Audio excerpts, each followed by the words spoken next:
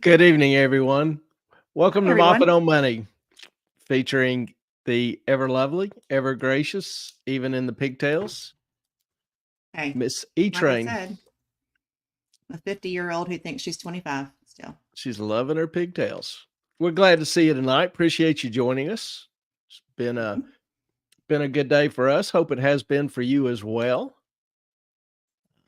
Some interesting things to cover tonight. We're going to cover the issue of immigration. It's economic impacts. It try to look at some of the local and national impacts, and then we'll talk about inflation. Is inflation making a comeback? So, hope you'll enjoy the show. We look forward to your comments, your input, your questions, whatever. Feel free to ask anything, most anything, at most any time. Ellen is keeping track of And Rumble and Twitter as well. So she'll be a little bit distracted at times. She does that, but she hey, Sky multitasks a hell of Ricky. a lot better I than I do. can do. Hey, Sky Ricky, how you doing? Good to see you. I'm not getting Unfor- Rumble for some reason yet. I don't know what's going on there. So forgive me if I'm a little Unfortunately, a little distracted at the sad moment. news. Yes. Skywalker Ellen, you Bunny, want to share? Melissa's bunny. Yeah. Skywalker Bunny, Melissa's bunny passed away yesterday. Boo his boo. Yeah. So she's not going to So be here tonight. if you will, just keep her in your thoughts, prayers. Sky Bunny was very dear to her. And as you know, she loves animals, very gracious and sweet spirit. And Yes. so we will miss her tonight. But if you were wondering, that's why she won't be here. For some of those who might be new to the show or just watching the first time, we've literally got a little family here. It is a it's a small and intimate group, and just love them. It's good people. So we welcome you to join in, and look forward to getting to know you in the same way. Tonight, we start off with immigration, particularly illegal immigration. Now, there are immigrants who enter at some point rather than official ports of entry. They just walk across the border wherever it is. Legal immigrants are our history, our tradition. They have been a great asset to the country. They come with ID, with assets, with money, with skills, oftentimes advanced college degrees from accredited universities around the world. Many are skilled laborers, but we have very, very stringent visa standards here in this country. Even we'll have foreign students, graduate students who get a good job offer, and I'm talking a really good job offer, who will lose their visa after they complete their studies. And then they'll need to spend $30,000 to get an attorney and get a green card. But the flip side is we have a vastly different situation if you just walk across the border and are low educated, low skilled, kind of worker. So we're going to talk about that some tonight. And I will specifically be talking about the impact of what we will call illegal immigrants to differentiate from the legal immigrants. Not trying to demean these people. They are breaking the law, crossing the border without going through customs. So hence the name. It is a huge topic of controversy right now. Topic of great debate in Congress, in the papers, in conversations around the, what do you call it? The water. Cooler. What's the all around the water cooler? Couldn't think of cooler. Thank you. In a, I know that's sad. No, In it's a fine. recent in a recent Gallup poll, 72% of Americans believe the situation on the border is either a crisis or a major problem. That's huge. Rarely do you get 72% of Americans to, agree or share some unanimity on anything. So let's take a And look. play. And an anemone. Yeah, I know. Anemone. That and I'm bad. aluminum. So, Aluminium. there are just some words I have a hard time rolling. Not gonna lie. All right, I'm gonna try to put my iPad more up here so I'm not Hello, looking Brentwood. down. Hello, Brentwood, what's Brentwood. up? Work on window patching servers tonight. Oh, that sounds like the most fun. No. Yeah. Wish you a lot of luck on that. Hope you're able to patch them all quickly and easily. We appreciate you hanging around. Very much so. The latest data as of December 23rd, 2023, released by the Committee on Homeland Security, and we'll refer to them several times tonight. The Customs and Border Patrol, CBP, recorded 269,735 encounters at the southwest border. That runs from Texas through New Mexico. Nearly 270,000, an 86% increase just from June. CBP reported more than 3.2 million encounters nationwide, southern border, northern border, the coast. And that's just the ones they know of. That doesn't include people who came across the borders that they didn't catch, weren't able to count, whatever. Clay, There is did you hear the numbers that they're estimating from last year for the I guess the gotaways or the unknowns? for 23. Mm-hmm. About 850,000. And I wouldn't be surprised if that was conservative. I wouldn't either. And they've also said January was 125,000.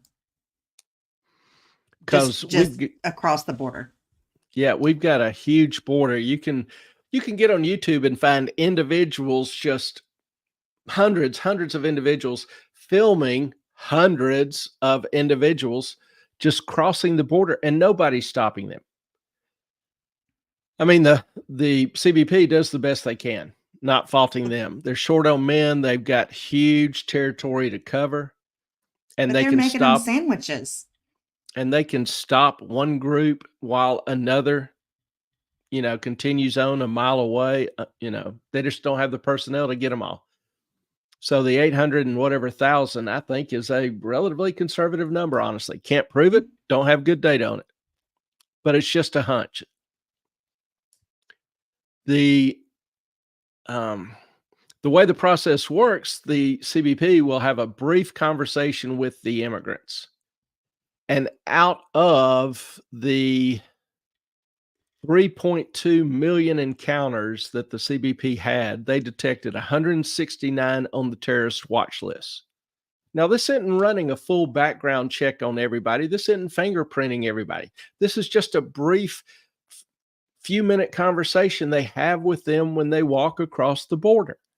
And Clay, when I was watching the video that they were actually showing what happens when they come across, this was just a couple miles north of Eagle Pass. And literally, they wait. Helicopters are flying over and looking for these groups of people when they come across at this particular spot. They send Border Patrol out. Border Patrol makes them stay in one spot until everybody they can see coming across is across. And then they line them up, single male, single female, families, and children that are alone. And then they have these papers that they've printed out or gotten from probably the camps that are supported by the NGOs that are in Mexico. Well, we hadn't gotten into all that yet. Oh, I'm just saying they just have process. Instructions. They just have instructions that they're given as they come through Mexico. Yeah, and then they just say, okay, and they get the vans there and they pack them up, process them, and there you go. They're on their way. And most of them, they'll release them there, let them continue on, or they'll carry them to a quote unquote detention center and release them shortly thereafter. There is no extended stay. There is no extended investigation. There is no fingerprint, whatever. No background check. Yeah. So I'm kind of impressed that they managed to find, 170 known terrorists on the watch list. They have another 1.7 million who've evaded apprehension since 2021.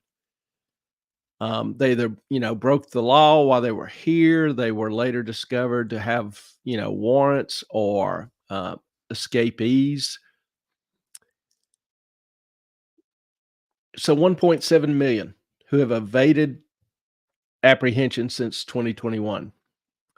18 of those were arrested in September alone. The Border Patrol has no estimate, absolutely no estimate, on how many truly dangerous people have crossed the border, have entered the country. They have no Especially the idea. gotaways. They have no idea who they are. Yep. Well, even the ones that they, briefly talk to. Now, as you're going to find out as we go through the show, we're going to introduce NGOs, non-government organizations, who actually have camps set up, from South America all through Mexico to help guide and even tutor these migrants Mhm. in what to say when they reach the border. So we'll get into that a little bit more as we progress. In 2023, the Border Patrol arrested 35,433 with known criminal convictions or outstanding warrants. 598 gang members, of which 178 were MS-13. And to become a member of MS-13, the requirement is you have to murder someone in cold blood. Just find somebody up on the street, go and shoot them. That's your entry requirement into MS-13. And that is, I can't remember which state it was, but there was a congressional hearing with Chunk just brought a bag of dirty clothes in here. Don't know why. Sorry. MS-13 member was posing as a child and killed a woman's son. And he had all the tattoos. It should have been obvious, but they didn't get him before he killed someone. Of concern to me, and I don't hear near enough talk about this, but the Border Patrol also encountered 13,700 unaccompanied minors just on the southwest border, just in September, in 1 month. Nearly 14,000 in 1 month.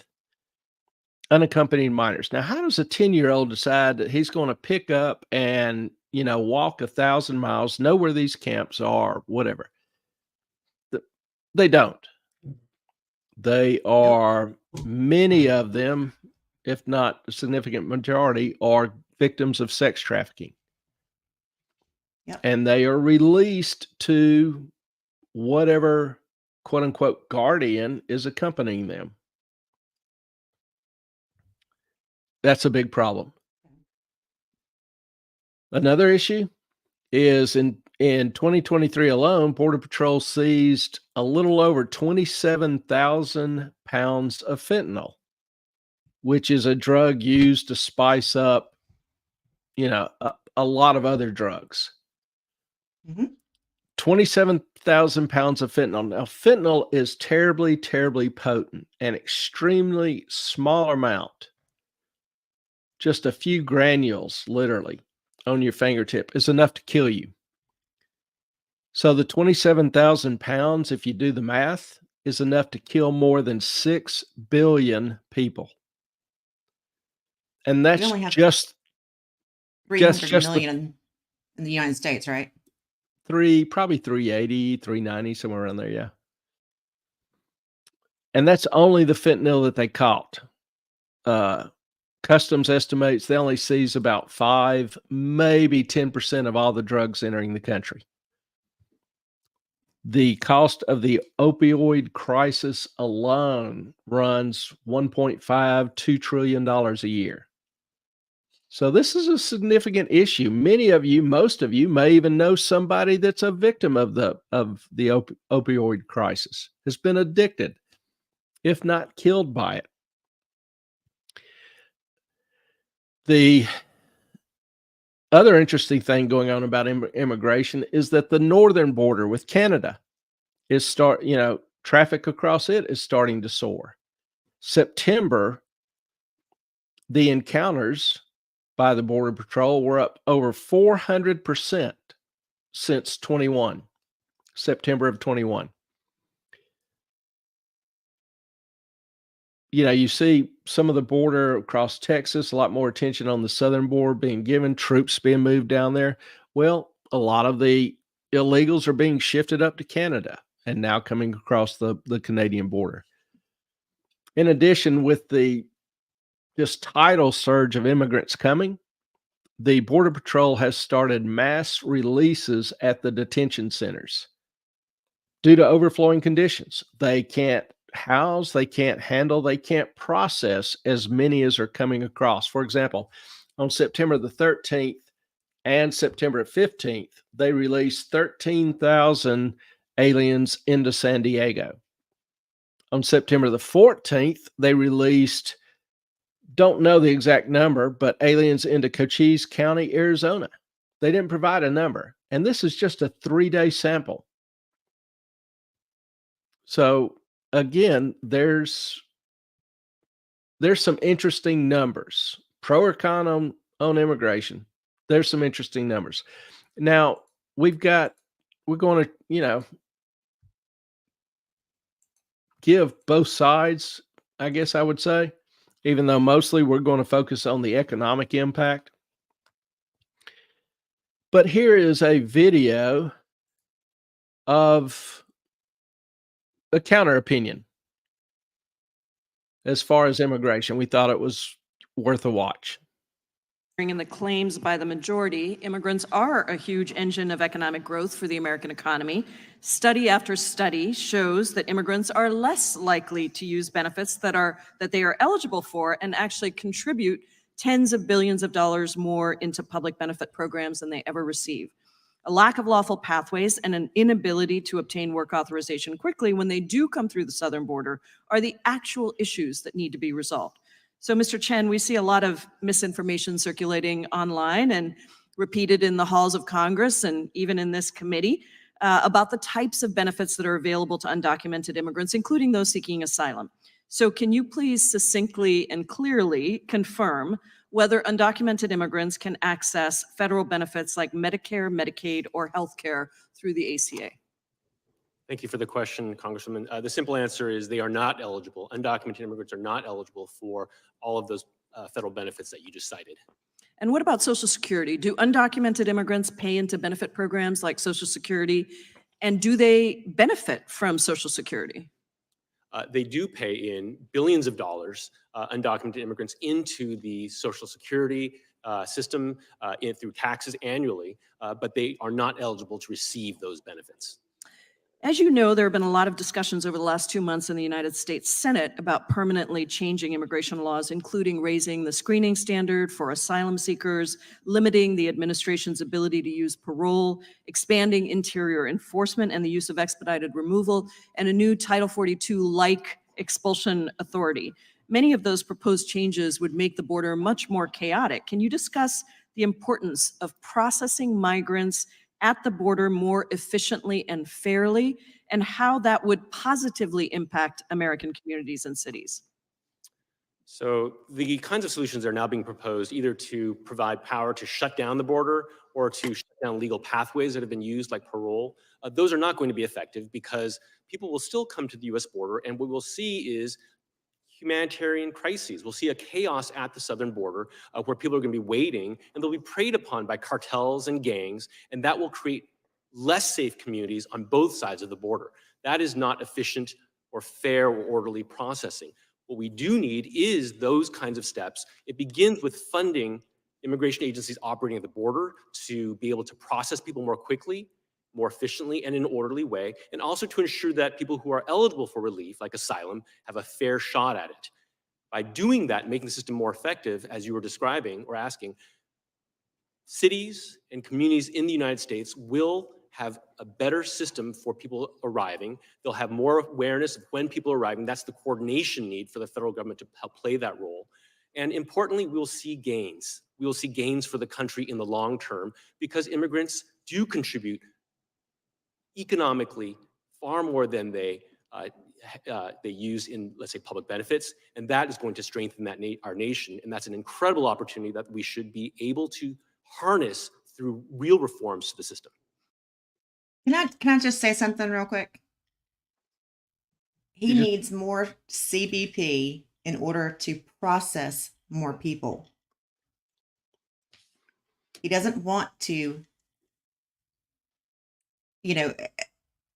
do more investigating into who these people are. They don't want more technology to be able to find out. They just want to process more people to come to the United States. That is keep so in mind, telling. The major points were that immigrants add to the economy. Immigrants pay taxes. Immigrants don't receive government benefits. Okay? Those were the three main points listed in that speech. Well, we will go through and we'll examine those in some degree. Want to start off, I guess, with we were talking a little bit about the northern border. Getting a little scatterbrained here. Northern border. Well, the daily immigration's a big deal, not just in the U.S., but around the world. Particularly the G7 countries. The Daily Mail of London ran an article on February the 4th showing that a New Jersey gang was running illegals through the U.S. through the Canadian Vermont border. They were charging $6,000 a head. So for a family of four, that's $24,000. Now, they show repeated cases. The Daily Mail showed repeated cases where these gang members, the beauty is they themselves were illegal immigrants, were caught running migrants, but were released with the migrants. So, and they got to keep the money. So it's you can't just go beat up a New York cop and then get released. That just absolutely, apparently you can, but I'm telling you, that is the most effed up thing I have ever seen. Yeah, it's a little different. And especially when if you commit a crime as an illegal immigrant, you're supposed to go to jail and then get deported, not get released and give a bus ticket to California while you flip off the media on your way out of the jailhouse. Yeah. And the idea is that the government is in a lot of ways contributing to breaking of the law. And, with the immigrants, once they get in the country, what happens to them? Are they on their own? Do they have to make their own way? Or are they pretty much taken care of? Well, New York City provides some interesting examples, of that. Here is a video in New York City where the residents were a little bit shocked when a brand new building that had been built for the homeless in New York City was repurposed to house illegal immigrants. Oh, dear Lord. Looking for answers Thursday night about a once luxury building on Adam Clayton Powell Jr. Boulevard. The development has sat empty for the past decade until this week when neighbors noticed boxes of bunk beds being loaded in. We were trying to find out what was going on, and we weren't getting any answers to our question. They learned City Hall was planning to turn the building into temporary housing for asylum seekers. No, I don't agree with it turned into a sanctuary for asylum seekers. No, when we have people right here that need the space. While neighbors were gathering to share their concerns, Mayor Eric Adams dropped in to answer questions. You are the mayor. We do not want to hear excuses. But the mayor announced a change of course. I told the team, find out what's going on here. We're not moving folks into a brand new building when you have long-term needs into a community. That's not going to happen. The luxury building will instead be a shelter for long-term New York City families. You will not have migrants and asylum seekers in that property. Residents told me they're relieved for the change, but frustrated by the city's lack of transparency around opening a shelter in the first place. Many wish they had more input about the building's future. So, whoops. I just can't. Yeah, That's just you had the basic event where ruckus ensues and the mayor switches. That kind of is a sign of the times where government does a lot that the people don't want them to. The government doesn't really care until there's a big enough ruckus. That's kind of the representation we're getting. But even in California, the immigrants have better housing than Americans on the street. Speaking of housing, what are immigrants getting in New York City? They were actually interviewed, and here's what they have to say. Hotel. Llegué julio. ¿Cuántos meses es eso? Como 7 meses. ¿Y han tenido que pagar alojamiento? No, nada. No he pagado nada. ¿Es 100% gratis? Sí. ¿Y le dan almuerzo, desayuno? Sí, le dan cosas del niño, personales, nos dan pañales, lo que necesiten ellos. ¿Y ahí en el hotel hacen limpieza de las cuartos? Sí, hacen. Sí, todos los días hacen limpieza, cambian las sábanas, hacen aseo. ¿Todos los días hacen eso? Sí, todos los días. ¿Han poder conseguir trabajo ustedes? No. Yo no. Si ustedes tuvieran un problema de medicina, ¿cómo podrían recibir ayuda con eso? Bueno, con una tarjeta, la del seguro de Medicare. Y la MetroPlus. Nosotros tenemos la MetroPlus y eso nos abarca el seguro que nosotros necesitamos para los niños y también nosotros nos beneficiamos de eso. ¿Se sintieron apoyados gracias a nuestro presidente Joe Biden? Bueno, sí. Sí, porque si no estamos trabajando ni nada, él es el que nos está ayudando prácticamente. Okay, before you continue on, can you give, just for those listening, a synopsis of what that was about? Sure. We've been talking about illegal immigration. We first started off with a kind of a defense of illegal immigration. Congresswoman described how, illegal immigrants come to the country, they pay taxes, they don't go on welfare, they don't receive government aid, et cetera, et cetera. So we are in the process of just beginning to look at how do immigrants cross and Clay, what do they receive? Clay, I just meant that video because it's in Spanish, and if somebody's listening who doesn't speak Spanish. Well, you've got the words down below it, the translation down below it. But if someone's just listening like Brentwood. Oh, yeah, I didn't think about that. Okay. Thanks. Sorry, All right. Brentwood. Get in my own little space here. The reporter individual was interviewing 2 immigrants in New York City and asking them, they didn't speak English. He spoke Spanish relatively fluently. And he was just asking them, do you have, space to stay? And they're staying in this hotel. Do you have room service? Yes, they bring us food. Do the maids clean the room? Yes, they clean the room. Do you have health care? Yes, we have free health care. They take good care of us. Do you have a job? No, we don't have a job.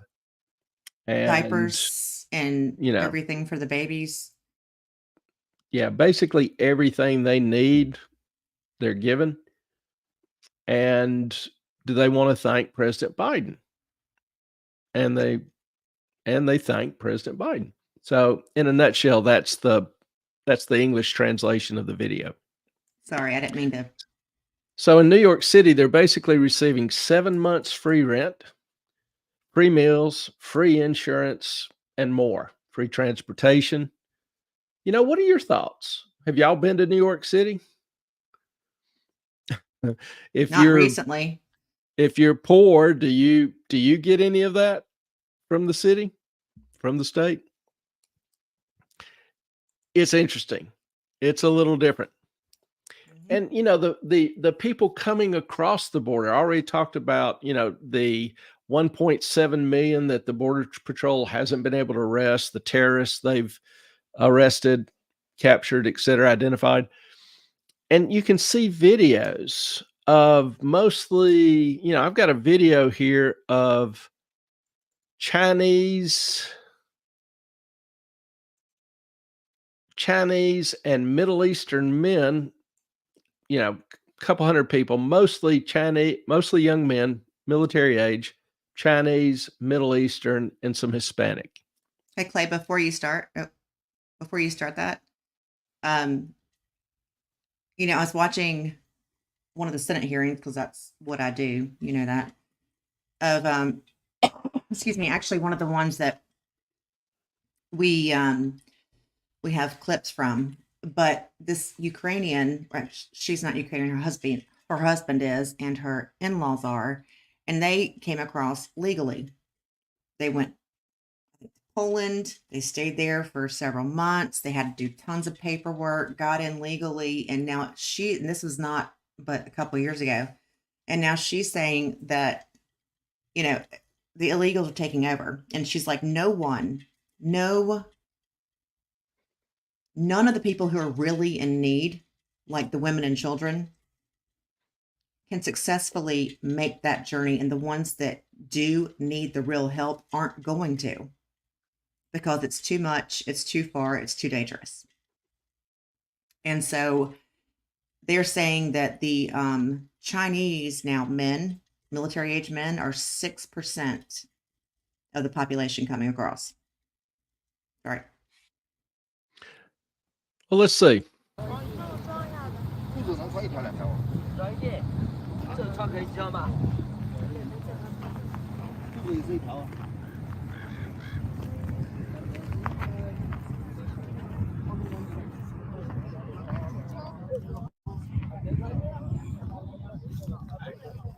Speak English? English? No.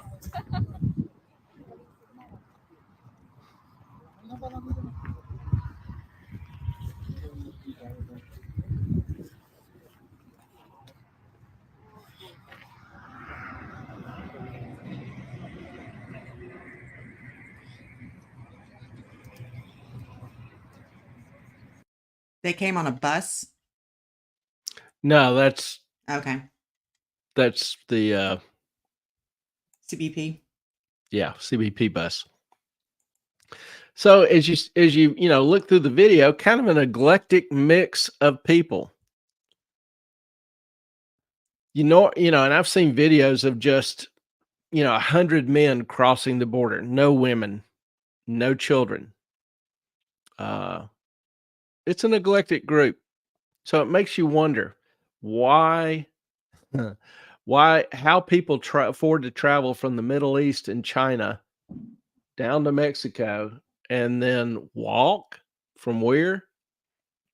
Middle of Texas, Eagle Pass, Arizona. A lot of them to take cross the border. boats too. A lot of them take boats. Yeah, but even then, it's expensive. Oh yeah. In terms of the numbers, the U.S. just had its largest one-year population increase with 3.8 million, with an increase of 3.8 million last year. Almost all of that is due to illegal immigration, according to John Burns research.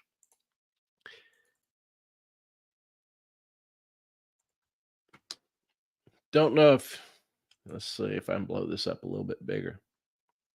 Of course you can. Now here you see, you had some large surges after World War II. Obviously, Europe, Japan, China, Russia were devastated. So a lot of the brains or the middle class who could afford it, whatever, left and came to the U.S. And a lot of Jewish people came then too. Lot of Jewish people came. Mhm. And then in 93 to, 2003, you saw a surge. And it's been declined under Obama, declined under Trump. And then the last few years, it has absolutely blown up to an all-time high. Makes you wonder. And just for information, just for comparison, in 2022, population increased about 2.2 million. In 1921, population increased about 1.7, and in 2020, 400,000, which pretty closely corresponds to the number of immigrants coming across the border. I Yes, just ma'am. wanted to say that we are not against legal immigration. I think it is a wonderful thing. People should be able to come here under the right circumstances. But when we have criminals, when we have people who come here who hate America, that's, I think, when Clay and I both get a little squirrely about all this. Yeah, and the main reason, I really don't want to say that I'm against illegal immigration, because in the show, I'm just pointing out the evidence, the facts. We want you to decide on your own, regardless of whatever, biases or whatever we have. It's not my opinion that we just had the largest one-year population increase in U.S. history. For good or for bad, that's just a fact. And that's what, we're trying to present here tonight, are just the facts. We don't, you can feel free to disagree with us or to have a different opinion. That's how, this country has worked for hundreds of years, for 250 years. Freedom of speech, dissenting opinions, reasonable people can differ and present their arguments. So what we're doing here is just presenting relatively quickly. 2 hours, honestly, is not a lot of time. Presenting the evidence, presenting the facts, and then you judge for yourself. You draw whatever conclusions, you raise whatever questions, you bring out whatever contrary evidence you want. And But do your own research. This is a topic of hot discussion going on right now. So we want to talk about it. We want to talk about things that are going on in the world that have some significance to you in a financial or economic impact. And we're getting to that. Impact your finance. Yep. So what is causing this great surge? Well, many attribute it, as we talked about earlier, to NGOs, non-government organizations, NGOs. These actually receive funding from the government. There are nonprofit immigrant organizations. The ACLU has been involved. The American Red Cross, Catholic Charities receives U.S. funding for this purpose. Much of it by FEMA and DHS. The FEMA is the organization. Yes. The UN also has sent like $3.7 billion. Yeah. Most of it American, because we pay the largest chunk to the UN budget. But they send it to the NGOs south of the border. Yeah. But FEMA, Federal Emergency Management Agency, their responsibility is to help regions impacted by a crisis, an earthquake, a hurricane, tornado, whatever. Well, they're using money to help fund immigrants as they work their way through Mexico. DHS, the Department of Homeland Security. Now think about that for a second. Here is the department that is charged with the responsibility of protecting the border. And they are spending money funding organizations that encourage aliens to break our laws. That to me is interesting. That to me is just fascinating. In an interview with Fox, the chief of the CBP down in South Texas, when asked if the NGOs were helping aliens enter the U.S. illegally, he responded, "Most definitely. And they should not be allowed to, but our government allows it. And it's a problem. It's one reason morale is so low." Now, the news team who covered this also was taken down to Mexico, where they visited migrant camps run by the NGOs. And one in particular was run by a UN agency, the UNHCR, the United Nations Human Crisis Research Rescue. They distribute cash credit cards, cash debit cards, and provide food, medicine, directions, and they teach the aliens, the immigrants, what to say when they are detained at the border. They are basically recruiting people to migrate to the U.S., aiding them migrating to the U.S., and underwriting their expenses as they migrate to the U.S.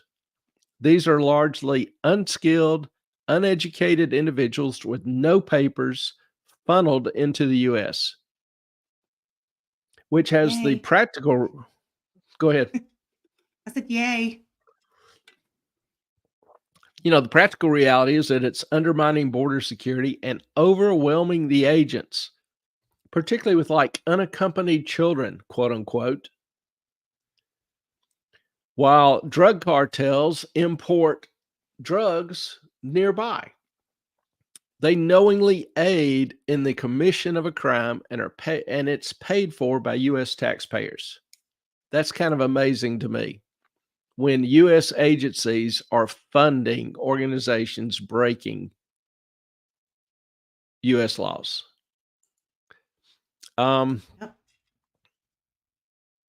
Also understand when the migrants cross the U.S. border at the detention center, they are given $5,000 gift cards, Visa gift cards.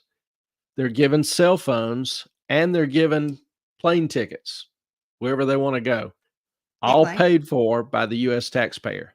I was about to ask, who pays for that? The U.S. taxpayer. So far, and that's according to Arizona Sheriff Mark Lamb, who has been dealing with the immigration issue for decades. The Border Patrol, when asked specifically about this, refused comment, which I thought was kind of interesting. There's some additional testimony. This is by Eagle Pass is a border town in Texas, and they've gotten a lot of publicity lately because that's a main focal point where Texas has shut off immigration. And so here the EMS, the Emergency Medical Service, and Fire Chief, the director of Eagle Pass's Emergency Medical Services, is testifying before Congress as to the expense just the Eagle Pass EMS service experiences from illegal immigration. Can you tell me, I've got information here that suggests that with respect to the EMS calls that your agency receives a day that are migrant related, I've got information that says the Eagle Pass Fire Department receives an average 45 calls a day, 30 of them are 65% being placed by migrants. Does that sound right to you? Migrants, right? That's right. And that puts a particular strain on your job, correct? And on your facilities and resources, right? Of course, on a regular basis, we would make 22 to 30 calls. That would be on a regular basis where there's no migrants involved. And it can't be cheap to constantly respond to these calls, right? So the average cost for a call for service is about $700, right? And what it would totals out to each day would be about $21,000 a day to respond to migrants in need of EMS. Does that sound right? The $21,000 is a little overrated, sir. We're looking at more like between 15 and 18,000. Okay. So 15, we want to get the facts right. That's still a lot of money, right? $15,000 to $18,000 a day to respond to migrants in need of EMS. Yes, sir. Okay. And that jump is no doubt put a strain on your employees. Is it fair to say that Eagle Pass residents have to wait longer for EMS and fire service than usual when you're overwhelmed as a result of the border crisis, the number of migrants that have to call into your services? Yes, sir. Some reports put the cost for this surge for the city of Eagle Pass at $2.2 million since mid-September. Does that sound right to you? That sounds a little over. Okay. I would put it at probably half of that amount. Okay. Because it fluctuates. Okay, so $1 million since mid-September on the costs that affect Eagle Pass, but that's $1 million directly as a consequence of that surge is being absorbed by the folks in Eagle Pass. Yes, sir. Since September. And so a question here is, with all of this, has the federal government reimbursed your agency for any of these costs meaningfully? No, sir. Kind of interesting testimony to me. It was kind of contradictory because the chief said the cost was about 15 to 18 per day, which if we use 16 and a half or 17 as kind of a splitting the difference, from mid-September, if you go September 15th to the end of December, it's about 110 days.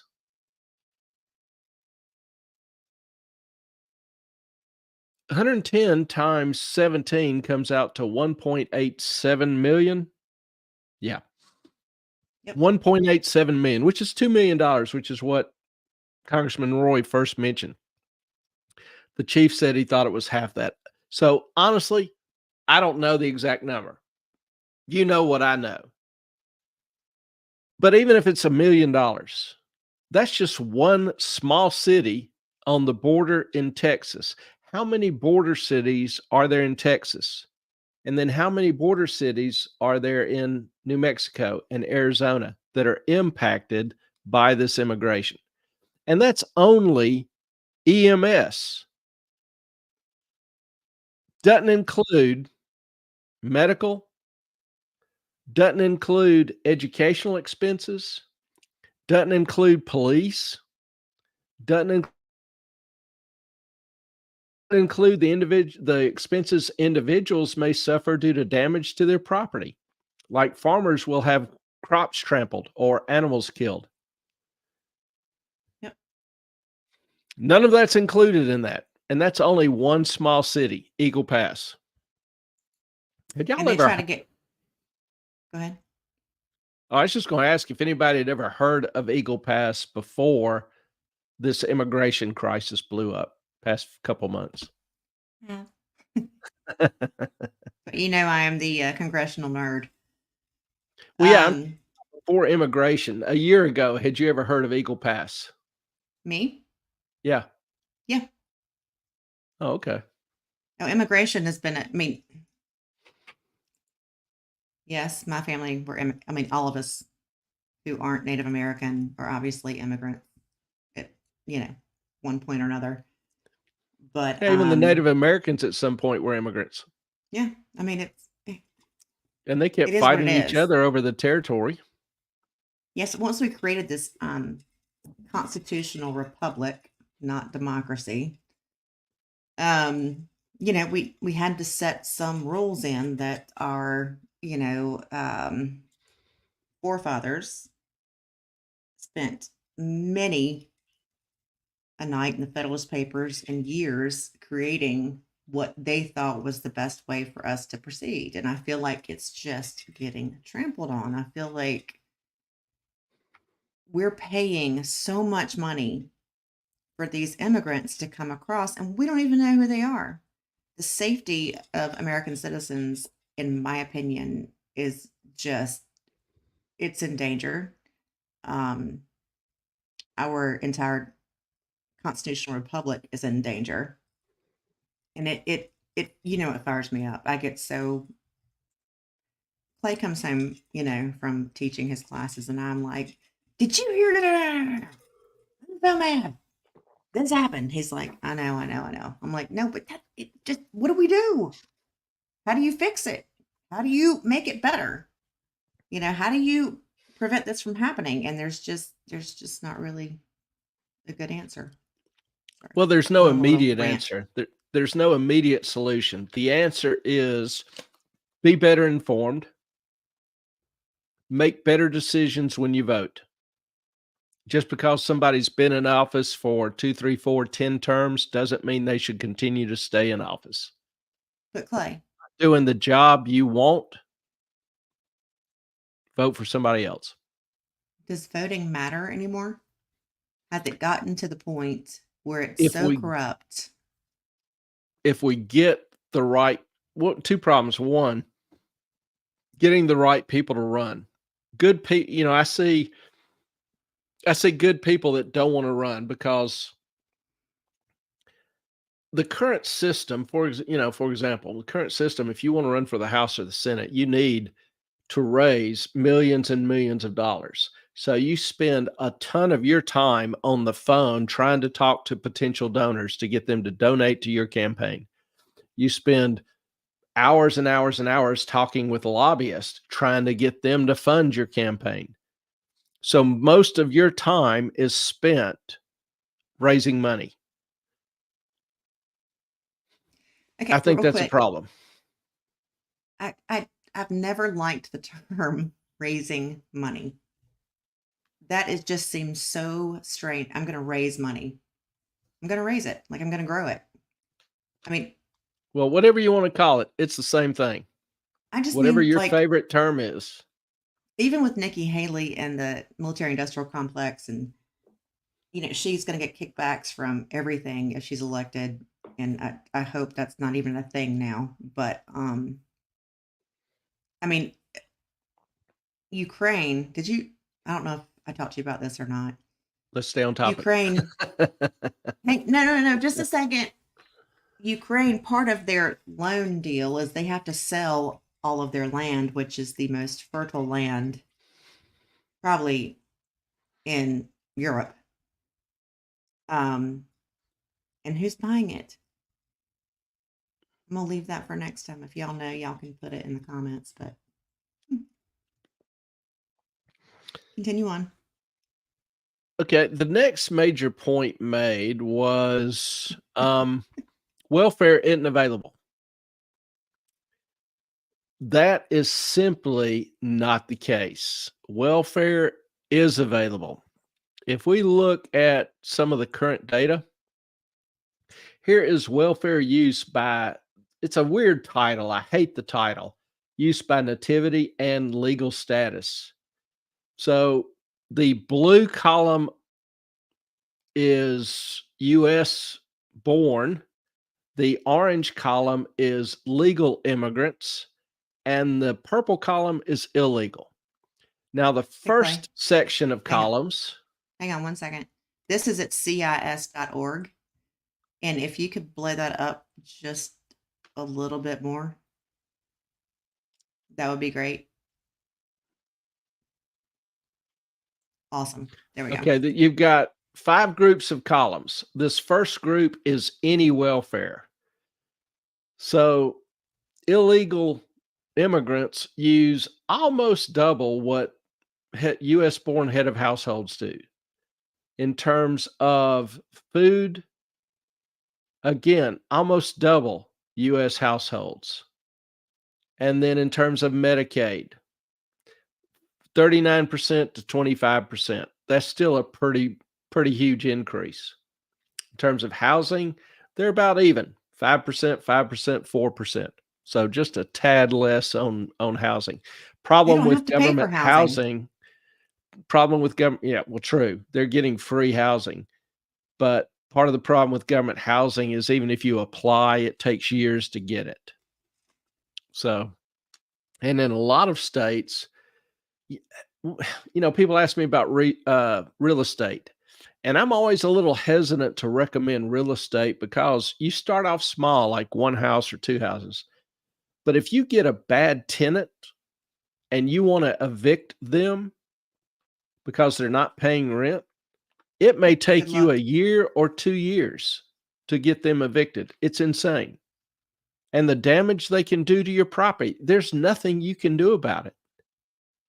So, overall, over time, real estate is not a bad investment. I have some friends who have done well in it, but getting started, it's a risk. But you can't, no one can honestly say that immigrants don't receive welfare. 54% of households headed by immigrants, naturalized citizens, legal residents, illegal immigrants, use one or more major welfare programs. Now, in a lot of people will say, well, immigrants pay taxes, all this stuff. I've looked at a number of those studies arguing that, and those studies actually include legal immigrants in talking about the discussion. And legal immigrants come over here with papers, they come over here with wealth, they've got assets, they've got skills, sometimes very highly skilled. They generally make good living, no crime, just no issues with them. They're good people. They add and contribute to the economy enormously. It's a different story with illegals. No papers, no money, no assets, no skills, no education. In fact, when their kids are put in American classrooms, they actually retard the education of American students because they're so far behind. The teacher has to engage in far more remedial work to get them up to snuff. So the advancement of the native-born students is hindered. We've seen that throughout the border states. That's a big issue in those regions with the local education. It doesn't get much national attention, but No, but it's a you can thing. imagine, yeah, it's a thing. Clay, I'm The gonna interrupt you Go real ahead. quick. Okay, let's say it's happened in Texas and New York where students have had to go back to like Zoom class instead of or online class. I mean, they evacuated an entire middle school, sent the kids back home because the immigrants needed a place to stay. And I've heard it happened in Texas a few times as well. Yeah, they What are literally your shut down the thoughts? school, put in cots, and use it for housing. Meanwhile, the teachers then have to run online Zoom classes, online classes, and we know how well that worked out for kids in the lockdown era. Hurt their educational development, slammed their educational development, slammed their social development. You see an Mhm. increase in suicides, not only retarded educational academic progress. Do you think that it also hurts the educators who want to teach and they're just talking to a screen? Yeah, I don't know any educator that thinks they do a better job online. Students cheat more, they don't study as much, yada, yada, yada. It's a far worse education. Unfortunately, there are a lot of teachers that don't really give a damn about the students, and teaching at home is a lot easier. I've had some students tell me that professors in college basically picked out 4 or 5 YouTube videos, didn't even do ones on their own, just picked out 4 or 5 YouTube videos for them to watch for the class, and that was it. These people ought to be fired. They ought not hold gainful employment in an American educational system. I don't care what the excuse, reason, rhyme, rationale. They can't be what's the word? Reformed. Mhm. They can't be rehabilitated. They just don't give a damn. They just don't need to be in the business of educating kids. But Whatever else.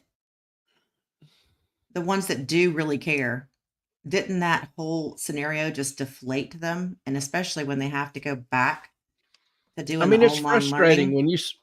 it's frustrating when kids are not progressing, when they're not learning. When it's, like there are, with small kids, young kids particularly, They're little it sponges. it can involve a lot of work by the parents. Sorry. And there are some cases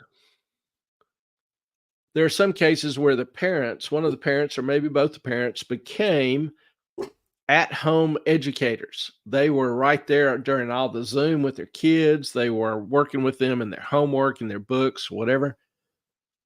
And some of those kids did better, but that's a very small percentage of the population. It's not impossible to learn at home, but the studies, the information is clear. Most kids didn't. You know, I taught this same course that I did in 2019. I've been teaching it for 10 years. I pretty much think I have the course down pat. I know, obviously, it's an intro class. I know the material. Well, teaching the same material, I gave the same exact test that I did in 2019. And 2 tests and a final. Every test, the average on that test was 20 to 25 points lower than in 2019. Same material, same teacher, same book, same homework problems, same test, 20 to 25 points lower. Significant, a huge decrease. I get far less students coming to my office asking for help. Huge change. Now, there are still good students, but I'm talking about the average. It's a big issue, particularly to me. It just irritates the hell out of me. Now, as far as welfare, immigrants on welfare, they can receive welfare, as that chart demonstrated. They can receive welfare if they have a U.S.-born child. Immigrant children can receive school lunch, breakfast, WIC directly. A number of states will provide Medicare to illegal adults as well as their children, and many provide SNAP, food stamps. Several million immigrants have work authorizations, which they don't report much money. They don't make much money, but it allows them to receive the earned income tax credit. So they'll pay 0 taxes and they'll receive thousands of dollars in the tax credit. If they have children, they get the child tax credit as well. So they do receive a chunk of federal benefits in addition to the $5,000 cards, in addition to the free room, the free board, the free house cleaning, all of that. Free diapers. That's expensive. Yeah. And, you know, in every category, at most any level, illegal immigrants use more welfare than their U.S.-born counterparts. Now,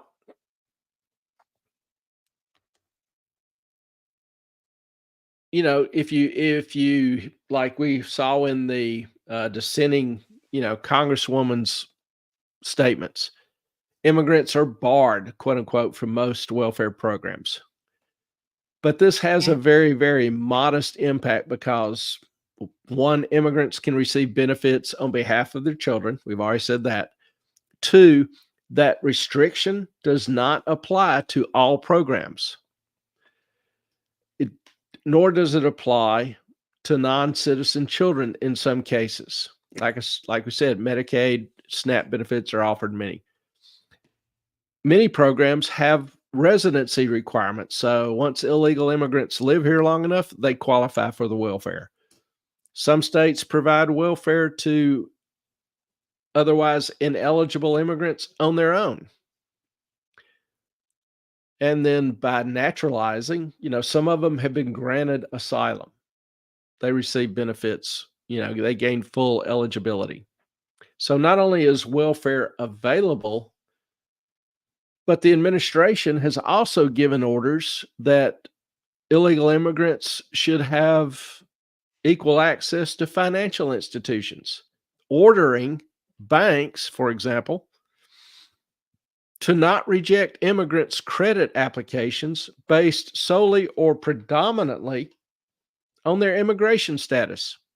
I'm sorry, what the fuck? Yeah. A former U.S. attorney, Bud Cummins, described the regulation as saying it makes it illegal to refuse credit to someone who broke federal laws. And that sums it up pretty succinctly. That's kind of the insanity of our current laws in operation. But if you come across the border illegally, that is breaking federal laws. Right. But that's okay now. Yes. Okay. All right. If a lot of states will give an ID to the immigrant just based on their own testimony. They don't have legal documents or papers with them. So you get the ID, you can go to the bank, use this ID to apply for a credit app. It's just interesting. But that's not the only benefit. There are other benefits. Wait. So you can't prove what I'm saying is wrong. So whatever I say is whatever it is. Is that what you're saying? There's a heavy impression. Okay. All right. Because the order from the administration was vague. And so if a bank's going to reject a credit application for an immigrant, whatever rationale they use, is it ultimately because this is an immigrant, doesn't have proper ID, doesn't have permanent address, doesn't have job tenure, doesn't have credit background. Any of that. All of that could be argued it's due to their immigrant status. Oh, wait, though. But if you come out of college, you never had a credit card, what are the chances you're going to get a loan? 0. There you go. If you never had a credit card, you can probably get one with a small balance and start off. Or you will have to do a prepay. But just that regulation was extended is interesting to me. But there are other benefits. I'm sorry. According to, and I will butcher this name, but according to Dr. J. Bhattacharya of Stanford University, on the Stanford University medical staff, he recently stated that the quote, the recent polio and leprosy cases are almost certainly imports to the U.S., talking about illegal immigrations. So diseases which have not been seen in the U.S. for decades have now reemerged. For example, the hospital that treats leprosy, the last hospital that treated leprosy in the U.S., closed in 1999. It was down in Louisiana. But we're starting to see leprosy now in the U.S. Florida, for example, has a number of cases. Texas, number of cases. Other types of previously... Wait, you got to back up. So you're telling me that they shut our country down for 2 to 3 years because we wouldn't get a vaccine. And now they're letting in 8.5 million people in the past few years that aren't vaccinated for anything. For anything. No medical records, no medical history, aren't even given a complete medical exam. How can they reconcile that in their heads? Well, it gets better. Okay. Cool. We've also seen smallpox reintroduced into the U.S. Lovely. Now, if you're not familiar with smallpox, it historically has been known as the Black Death or the bubonic plague. Take your pick. We're also seeing increased incidences of tuberculosis, which had been utterly wiped out in the U.S. The Department of Health and Human Services said recently that thousands of children with tuberculosis were released from U.S. custody. The CDC then said that they were still infectious, can transmit the disease. Now, Health and Human Services did the courtesy of notifying state officials of 44 different states that had received over 2,400 minors with tuberculosis. And this is only as the end of May 23. Got no idea what's happened since. Oh, good God. CDC and Health and Human Services have refused further comment. Shocking. But in previous releases, the Department of Health and Human Services has acknowledged that it doesn't have vaccination records or medical history for millions that have entered the U.S. since Biden relaxed the border controls in January of 21. But I'm not done yet. Hold on. No, wait. But Biden loves you and he wants to protect you. The VA, Veterans Administration, is getting involved. What federal agency isn't getting involved? In 2022 alone, the VA processed claims for illegal immigrants, not vets, illegal immigrants, totaling nearly $64 million. And that Wait. They are processing illegal immigrants or treating them. They're treating illegal immigrants. And they process the claims for them. When vets in this county have to wait a month to be seen. Yeah. And that was 2022. We don't know the numbers. It's expected to increase significantly in 2023. This with a backlog of hundreds of thousands of vets waiting treatment. Near the end of 2023, the VA had an increase in the number of claims applications that takes longer than 125 days to process.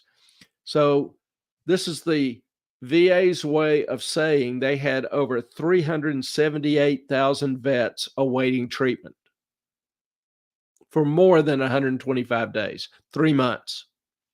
How cool is that? How many immigrants did they process? Don't know. $64 million worth. This is in 2022. Still. And remember, since 2022, we've had nearly 6 million new immigrants enter the country. Well, that's like you fought for our freedoms. I'm going to shit on that and just, let anybody in who's probably going to destroy this country. I'm sorry. I'm going on a rant. I'll stop. It's a new world. So we started off the title with, the average illegal immigrant costing $68,000. Well, 69 now. It's gone up a little bit. Okay. So the median household income in the U.S. is around $72,000. So it's about a year's salary for the average family, median family. So how many of you would be excited to give up $69,000 per year? No. To pay for an immigrant? 61% of Americans can't even scrounge up $1,000 in cash for an emergency. I'm guessing no one. The actual cost for immigrants, what does it cost the taxpayer? There's not a good hard number.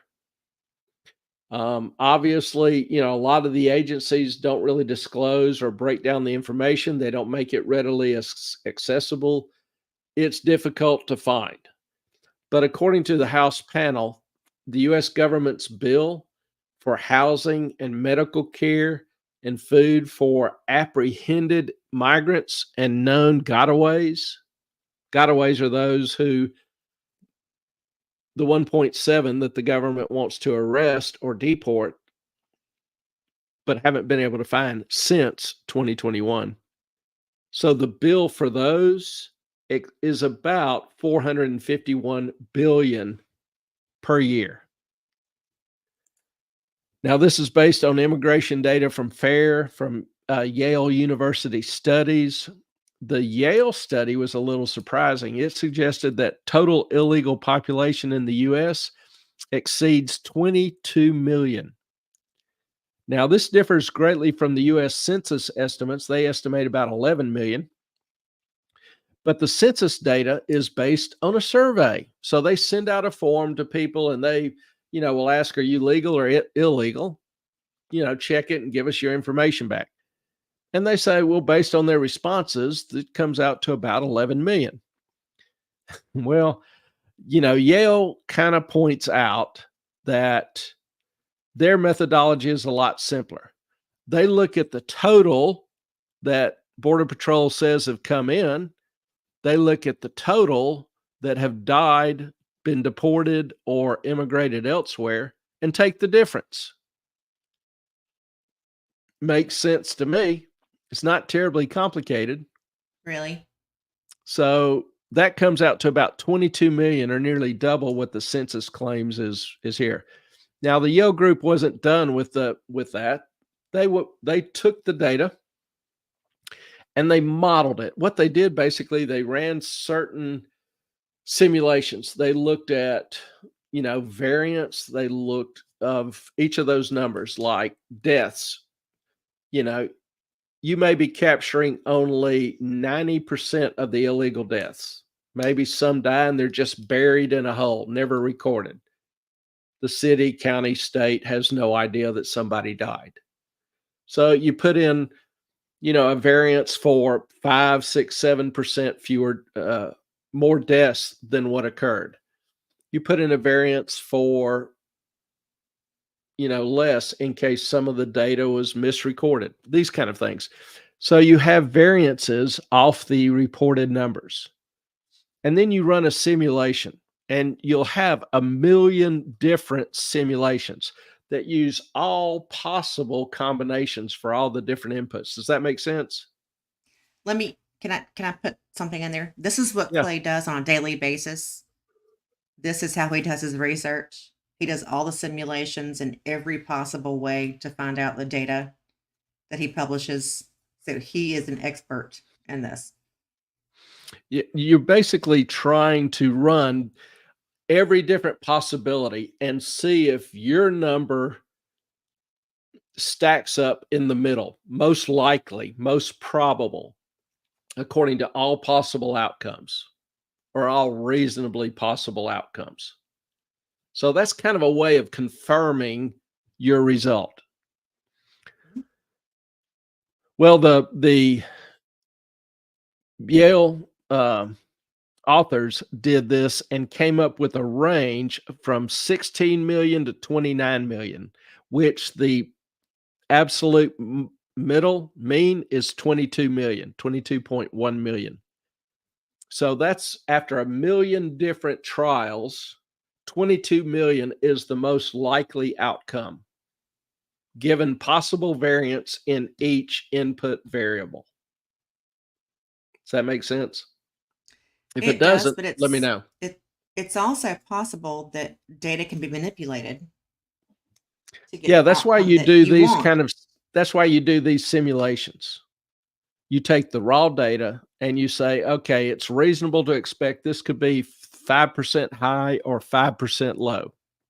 Mm-hmm. And so if I've got, 1 million deaths, my actual number could be 1.05 or 950,000.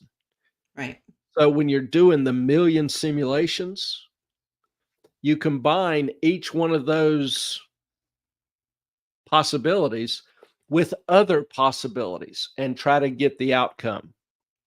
Well, when you run that 1 million times, you get a reasonable approximation of every possible scenario. And the most likely outcome is the most probable. I mean, the most common outcome is the most probable outcome, statistically speaking. So they took their hard data, did their simple analysis, took all the ins, subtracted all the outs, boom, they got 22 million.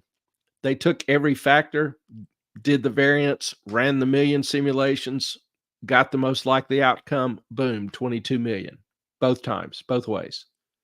So that just adds some confidence to their number. It doesn't prove that the number's correct, but it adds confidence to their basic calculation. Now, the researchers pointed out that the census survey probably doesn't reach or include a group that wants to stay undetected. If you're here illegally and you don't want anybody to know it, you don't want to draw attention to yourself by filling out a form and saying, "Hey, I'm here illegally." Right. So the researchers' point was that the census survey vastly undercounts the number of illegals who are actually here. All right, real quick, before you get to the next thing. There are sanctuary cities. Hate to be political, but most of them are Democrat. No, you don't. Well, no, I don't. Politics in some weird, strange way. But most of them are Democrat cities, correct? Yes. Okay. Now, during and after COVID, sorry. Okay. Well, people fled states like California, Colorado, New York, New Jersey, correct? Yes. Okay. There's a theory out there that the immigrants are coming in, going to those cities so they can have their census numbers, so they can get more money from the federal government. Thoughts? You already got it, don't you? No. No, I wouldn't necessarily say that, because in a lot of cases, for example, New York City wasn't getting a lot of immigrants till Texas said, we're full and we're going to start, shipping you to some of these cities. The sanctuary cities. Yeah. Mm-hmm. And so, I don't know that it's necessarily by design. Now, to me, a more accurate point would be that, you saw the two immigrants being interviewed, and they were thanking Biden, thanking Democrats for letting them in and taking care of them. I mean, free money, living the easy life. Most everybody probably would appreciate that. True. And you would be likely to vote for those people. So there have been a number of bills offered that would grant amnesty to these 22 million potential voters and let them vote. No. Which it's likely they would vote. Most people think it's likely they would initially vote Democratic. So, No. some people argue that letting them flood the country, getting them in, trying to strike a deal where they get amnesty is a way to increase Democratic voter turnout by 20 million people, 10 million people, whatever number you want. That seems more likely to me. All right. Sorry, I'll stop. Yeah, that's speculation. We really can't deal with that. What we can deal with are facts. So in terms of the idea, if a government finds a bad actor, most people expect the government to, do its best to protect them. Mm-hmm. Well, if it finds an illegal that is a bad character, bad actor, it can deport them, get them out of the country so they can't do any more harm. Well, how well is that going? Well, here's testimony again before Congress. A former immigration judge testifies. One who wants to answer this question. I always kind of wonder what happens if people come here illegally and commit a crime. People talk about law-abiding, da-da-da. If you commit a crime, and I'd like you maybe to compare the Biden administration to the Trump administration, to the Obama administration or Clinton administration, what happens to you if you commit a crime? And how does this compare to, like I said, if you'd committed that crime 6 years ago? Mr. Grothman, that's the first part of your question. If you have committed one of a wide variety of crimes which are set forth in the Immigration and Nationality Act, the way the law is written, you're supposed to be placed into removal proceedings and get a hearing. Unfortunately, I think over time, the hearings have been analogized to a criminal proceeding, but they're not. They're very similar to a driver's license revocation proceeding. So if you have been convicted by an Article III court of law, the crime stands on its own. And what you get, we call them a notice to appear now, but you get an order to show cause essentially to show why you shouldn't be removed from the United States. And those crimes can range from things that are classified under the INA as aggravated felonies, which are set forth in 101A 43A of the Immigration and Nationality Act, to things that are classified as crimes involving moral turpitude. So everything from shoplifting to murder can potentially get you deported. There are some crimes that are considered lower level enough that they would not. And if you've committed certain low level crimes, you can apply for relief from removal. But anything that is classified under the INA as an aggravated felony crime is supposed to result in your removal from the U.S. and then you being barred from returning for a certain number of years. Has the rigor at which we enforce these rules, is this changed between the Trump or even Obama administrations and President Biden? Yeah, it's changed significantly. There seems to be significantly less willingness under this administration to use the administrative and expedited removal procedures, wherein if people have been removed from the United States after committing a crime and find themselves back here, they can actually be removed without a hearing.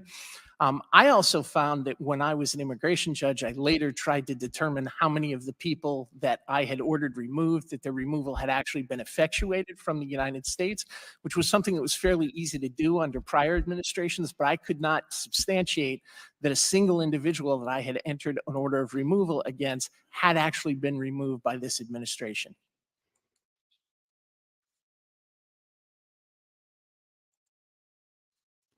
So you've got a judge saying he was not able to find a single person that he ordered deported that had been actually deported in the past 3 years, in the past 3 years. That's fascinating.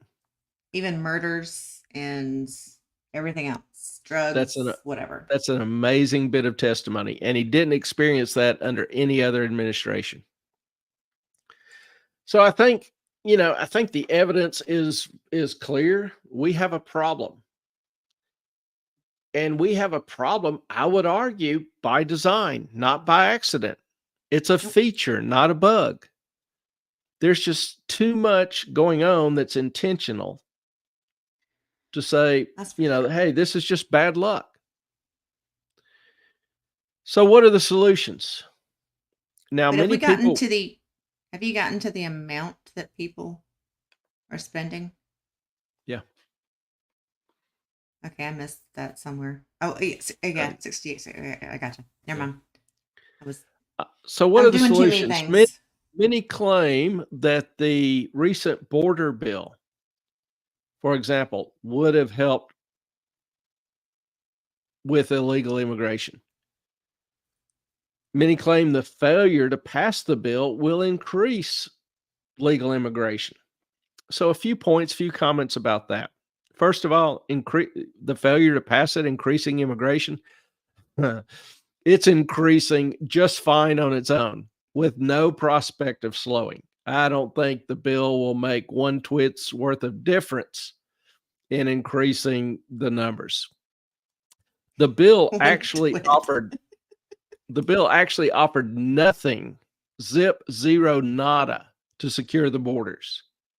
It did contain provisions for codifying amnesty practices into law, giving money to sanctuary cities, not the border states, but the Democratic-run sanctuary cities who are being swamped by the wave of immigrants. It contained visa giveaways and more money, even more money to the NGOs who are recruiting, aiding, transporting, training migrants to cross the border. Clay, quick question. Uh-huh. Did any of the sanctuary cities ask to have the border closed or mitigated or shut down, or what did they ask for? Most of them are just asking for money. They're saying, we can't afford this. But I think a lot of citizens in those cities are really kind of, getting riled up. So don't stop it. Getting hot. Just give us more money. Yeah. And it's obviously not that particular politician's fault, or the fact that the city is a sanctuary city, a sanctuary city that's actually not a sanctuary city. Mm-mm. But in terms of the proposed bill, border bill, many have argued that it would end catch and release. Catch and release is the idea that Border Patrol catches somebody and then very quickly, if not immediately, releases them, just lets them go. So this bill would have ended catch and release. That is absolutely, unequivocally, undeniably not true. It actually codifies a industrial scale mass release program, according to Mike Howell with the Oversight Project. He talked about how the bill sought to use ankle monitors instead of the detention. But the devil's always in the details. ICE, the Immigration Enforcement Division, has been for all intents and purposes, shut down. Removals and arrests are down severely. And we know illegals don't show up on their own for their court hearings. So if you strap an ankle bracelet on an immigrant, they're just going to cut it off when they get out of sight. There's no one to come to arrest them. There's no one to track them. Calling it border security is simply Orwellian newspeak. It's a redefining of the word security into meaninglessness. So that's a big problem. The bill provides. Yes, ma'am. What if we put bombs on those ankle bracelets that they cut it off and it'll explode? Yeah, I doubt that would go over too well, actually. With whom? The immigrants. Well, that's the problem. Sorry. The bill provides about $10 billion, quote unquote, for border security. But if you look at it, where the money actually goes, devil's in the details. There's zero to fund a wall. There's no new agents. Chunks of it go to the NGOs, which will only increase the supply of migrants. And a lot of it goes to fund sanctuary cities. They're getting their, requests for more money, not stopping immigration, but more money. It will actually fund the contractors who handle the illegals, to oversee their hotel, procurements, who transport them around, who oversee their, getting benefits from the system. More money in these areas simply means more encouragement, more incentives of the same. So nothing in the bill decreases or even discourages illegal immigration, but tons in the bill would increase illegal immigration. For those of you not familiar, this is actually a little game we play sometimes. We'll just ask simple questions. It's from some game. What game was it, Ellen? It's Do you remember? Michael Knowles. It's yes or no. Yes Okay. or no. And you ask a question and you do either yes or no. So, everybody on the show votes. You have to guess what the other person would say. Yeah. Yeah. Another provision in the bill grants illegals work permits, which will allow a flood of unskilled labor to get jobs at presumably lower wages than comparable Americans, putting poor Americans out of jobs. Okay. Isn't there already like a limited work visa for, let's say, south of the border to come and work for a season and then go back home? Don't know. I think there is. And that's fine. Like, okay, come work. If farmers or home maintenance companies or whatever can't get workers, then come across. Okay, it's a work visa for a limited time, and then you can go back home. We're good. That's at least, I mean, I think that is actual thing. I'm Anyone? not sure, honestly. I don't know all think the it is. provisions of the visa code. To me, if you got a visa to come in, what's the problem with ignoring it? They're not going to kick you out, not going to deport you. Not anymore. The New York Post had an article on illegals, getting work over the past few years since COVID, basically. The article showed that of the now the administration talks about 2.7 million more people are working than in 2019. Job growth. They kind of ignore that most of those jobs are part-time, but nonetheless. The statistics show that of the 2.7 million more jobs now than in 2019, 2.9 million are immigrants. American native-born workers are 183,000 less. All the job growth has gone to immigrants. Now, labor has a supply and demand function. It's always a law. The greater the supply of cheap labor that's maybe willing to work for cash, doesn't have taxes taken out, lower rate all the way around, the lower the price. Greater the supply, lower the price. So the influx of unskilled labor not only keeps down wages for the poor, but may even lower them. And it reduces their chances of getting a job in the first place, getting off welfare, developing work skills that they can use to get better jobs. It's a problem. It's a long-term structural problem. An influx of unskilled labor not only keeps down wages for the poor, but lowers them. So, and we can see this in the data, actually. If we look at weekly wages, average weekly wages,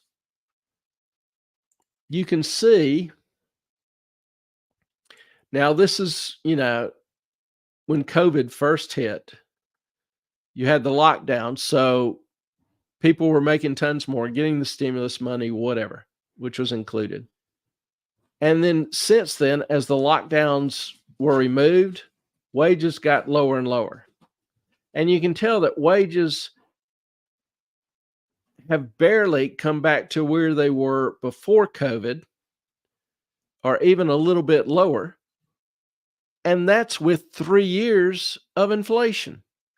So in real terms, in inflation adjusted terms, real wages are far lower, about 20, 25, 30% lower. That's severe. Why are the poor getting hurt so bad? Why are the middle class getting hurt so bad? There you go. That's a beautiful picture of it right there. That's a beautiful picture of pain. So not only that, the bill as a pretext to try to end, quote unquote, we're being Sorry. joined here. I was starving. My stomach was growling. I had to eat something. I was going to die. That's all right. We get to watch Ellen eat. So if you're, if you're a little bored, entertainment is coming up now. Yep. How often do y'all tune into a YouTube show to watch somebody eat? Anyway, I'm hungry. the border bill, another provision in the border bill, kind of as a pretext to end what the bill calls a creditable fear of persecution. The bill requires the Border Patrol to release the alien before they are ever interviewed by a CBP officer. Insanity. This simply codifies a new more extreme catch and release policy, forcing a mandatory release with no interview. Now, some people will argue that the Border Patrol Union supported the bill, but if you read what they said, the basis for their support was that they thought it included a provision for expulsion authority. Sky Ricky, sometimes I've watched people cook first, then eat. We're doing it backwards. We're eating, and then we'll give you the recipe later. I cooked it yesterday.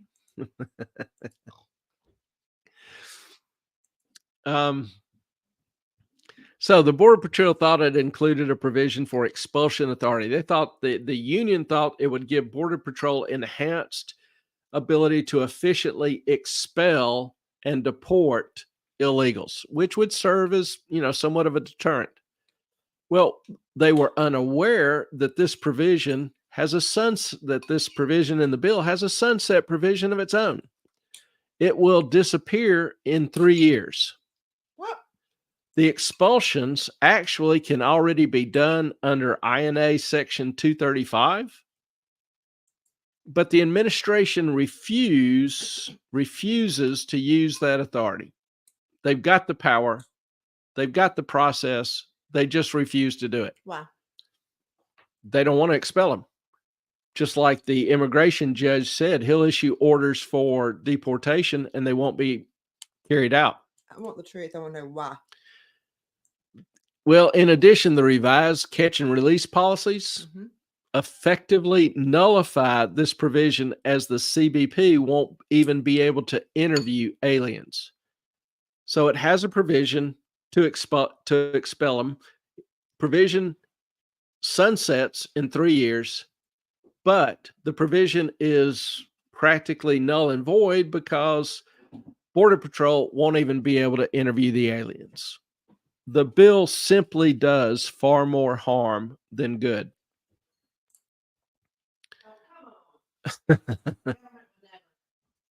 Yeah, the government would never. The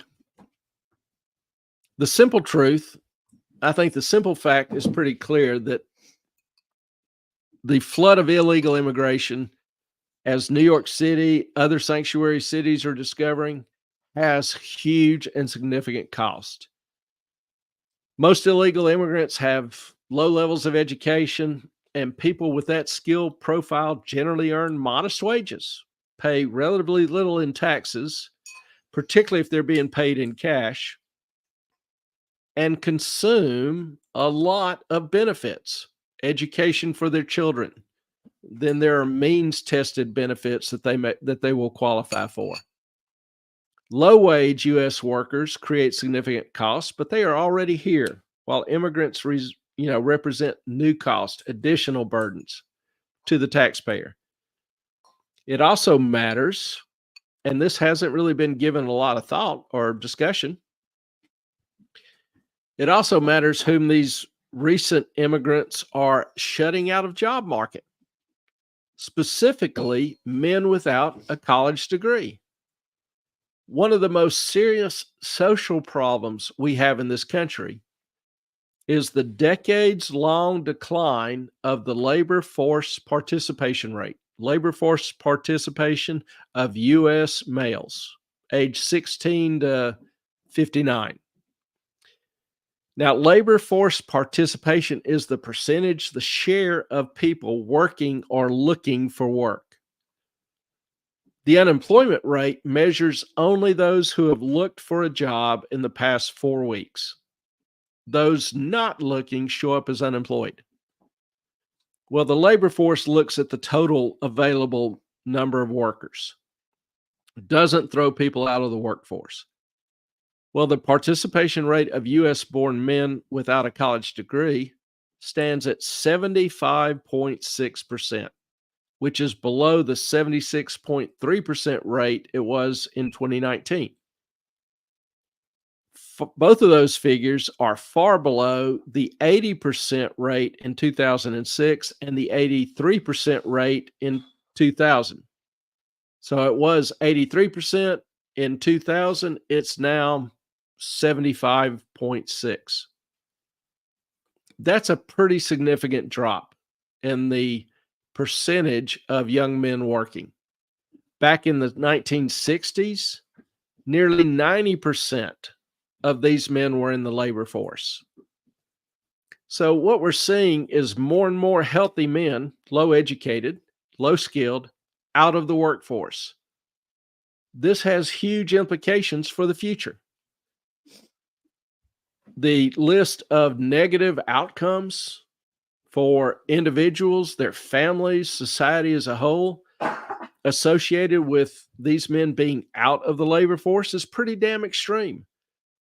Not working, not being employed is associated with higher rates of crime, social isolation, so-called deaths of despair, suicide, drug overdose, alcoholism, deaths of despair, because these people get ashamed, embarrassed, frustrated. They feel like they aren't living up to their responsibilities as a man, not being able to find employment, not being able to find good employment, not being able to progress in their employment. Does that have to do with the also the oh gosh, you know what I'm talking about, the all minorities get a job? You know, it's a factor. I want to make this perfectly clear. I'm not blaming it solely on illegal immigration. There are many other factors that contribute to the decline in the labor force participation rate, including overly generous welfare payments, disability programs, long-term fall off in wages. More jobs require at least a modest degree of education. What's the term I'm looking for? You know what it is. I'm not sure. Okay. Changing social norms. All of these things contribute to the decreasing labor force participation rate. But it would be naive to say that immigration doesn't play a role and doesn't play a major role. Supply and demand. We need to incentivize these men to work, not disincentivize them. We need to give them opportunity to work, not rob them of the opportunity of working. I actually was listening to RFK Jr. today, and he was talking about how basically the government experimented with the Black community with breaking apart families, disincentivizing men to work, and now they're going to do it to the rest of America. Yeah, I'm not sure exactly what he said, but you can look at the trends. The trends are pretty clear. There's usually a reason behind. Consider it. Don't try to understand it. Or just find a coincidence. Yeah, they just don't think about it. And that's one thing that we want to focus on this show is trends, because trends yield information as to the future. And that's how you become a better manager of your investments, a better decision maker in your job, your career, et cetera, is having a better understanding of what the major trends are, where things are headed in the future. Hence, we talk about that on this show. Now, I was asked, what would you do to bring it under control?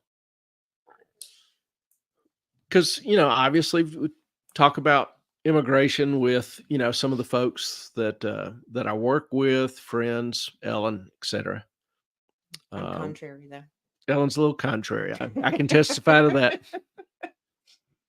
But how to bring it under control? Well, first thing I would do is I would increase visas and ease the application process for skilled immigrants. We need them.